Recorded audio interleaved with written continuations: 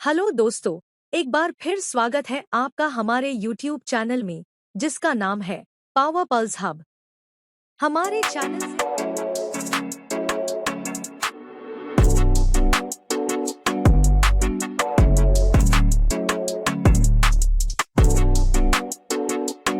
Pulse hub हमारे channel से आपको मिलती है अलग अलग प्रकार की बिजली से जुड़ी जानकारी, इसलिए अपना सपोर्ट बनाए रखें।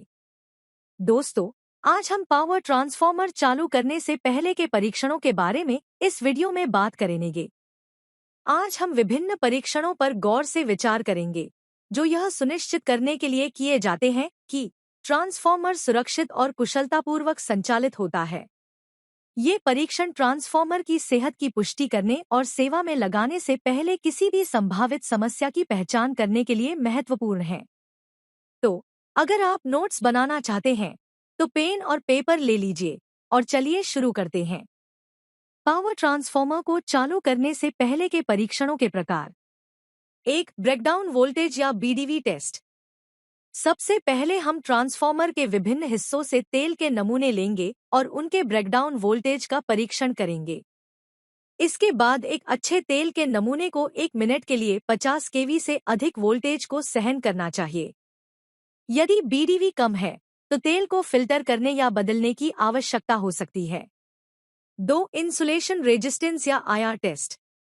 इस परीक्षण से पहले हम पावर ट्रांसफॉर्मर के टर्मिनल या स्टड को अच्छी तरह से साफ कर लेंगे।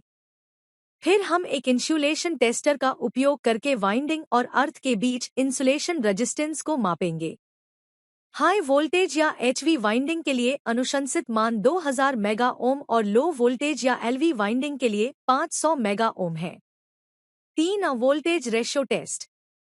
हम एचवी साइड पर 3 फेज एसी सप्लाई लगाएंगे और एलवी साइड पर अलग अलग टैप पोजीशन पर वोल्टेज अनुपात को मापेंगे। टैप पोजीशन के आधार पर एलवी साइड पर phase two phase voltage HV side voltage का 1/3 होना चाहिए। अधिक सटीक माप के लिए रेशियो मीटर का उपयोग किया जा सकता है। 4. Magnetic balance test. यह परीक्षण ट्रांसफॉर्मर के मैग्नेटिक फील्ड डिस्ट्रीब्यूशन में असंतुलन की जांच करता है। हम एक एचवी टर्मिनल पर सिंगल फेज वोल्टेज लगाएंगे और अन्य 2 में प्रेरित वोल्टेज को मापेंगे।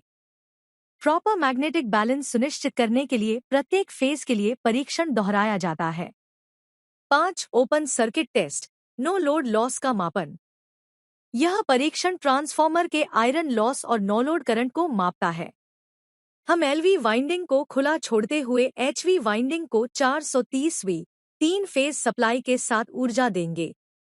ट्रांसफॉर्मर द्वारा नो लोड पर खपत की जाने वाली शक्ति उसके आयरन लॉस को दर्शाती है। हम इस माप के लिए वाटमीटर या पावर एनालाइजर का उपयोग करेंगे। 6. Short circuit test, full load loss का मापन। यह परीक्षण पूर्ण भार पर ट्रांसफॉर्मर की बिजली खपत को मापता है। हम एचवी वाइंडिंग को 430V 3 फेज सप्लाई के साथ ऊर्जा देंगे, एलवी वाइंडिंग को शॉर्ट सर्किट करेंगे और उसके माध्यम से रेटेड करंट पास करेंगे। इस परीक्षण के दौरान खपत की जाने वाली पावर फुल लोड लॉस को दर्शाती है। ओपन सर्किट टेस्ट के समान वॉटमीटर, पावर एनालाइजर या एमीटर का उपयोग माप के लिए किया जाता है। 7. बोकोल्स रिले टेस्ट। बोकोल्स रिले ट्रांसफॉर्मर को आंतरिक खतरे से बचाता है। जब कभी ट्रांसफॉर्मर के अंदर किसी करंट से गैस बनती है तो यह गैस ऑल में से होकर बोकोल्स रिले में एकत्रित हो जाती है और रिले इसी गैस के माध्यम से ट्रिप सिग्नल सर्किट ब्रेकर को भेजता है। खराबी का अनुकरण करने के लिए रिले में हवा डालेंगे और जांच करेंगे कि क्या अलार्म और ट्रिप संपर्क सही ढंग से काम करते हैं। 8. तापमान संकेतक परीक्षण।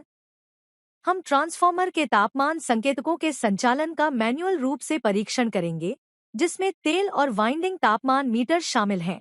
यह सुनिश्चित करने के लिए कि वे निर्धारित तापमान पर अलार्म और ट्रिप संपर्कों को सक्रिय करते हैं। ट्रांसफॉर्मर चालू करने से पहले और बाद के महत्वपूर्ण जांच। ट्रांसफॉर्मर को सक्रिय करने से पहले सुनिश्चित करें कि सभी तेल वाल्व सही स्थिति में हों। बुशिंग और कंसर्वेटर में उचित तेल स्तर की जांच करें। ब्रीदर में डेसिकेंट के रंग की जांच करें। सिलिका जेल का कलर नीला होना चाहिए। उचित अर्थिंग कनेक्शन की पुष्टि करें। सभी सीटी के सेकेंडरी सर्किट बंद करें। ट्रांसफॉर्मर घटकों में फंसे किसी भी एयर पॉकेट्स को बाहर निकालें। ट्रांसफॉर्मर को सक्रिय करने के बाद प्रारंभ में बिना लोड पर सक्रिय करें और 6 से 8 घंटों के लिए असामान्यताओं की निगरानी करें। यदि संतोषजनक है तो धीरे धीरे लोड लागू करें और अगले 6 से 8 घंटों के लिए निरीक्षण करें। यदि पहले कुछ घंटों के लिए 50% तक लोड पर सब कुछ अच्छी तरह से काम करता है तो ट्रांसफॉर्मर को बंद कर दें और किसी भी एयर पॉकेट की जांच करें जो विकसित हो सकती है। पावर ट्रांसफॉर्मर को चालू करने से पहले के परीक्षणों को करने से हम ट्रांसफॉर्मर के सुरक्षित और कुशल संचालन को सुनिश्चित कर सकते हैं। उम्मीद है आपको यह जानकारी पसंद आई होगी। ऐसे ही रोचक विषयों के लिए हमारे चैनल को लाइक, सब्सक्राइब करें और शेयर जरूर करें।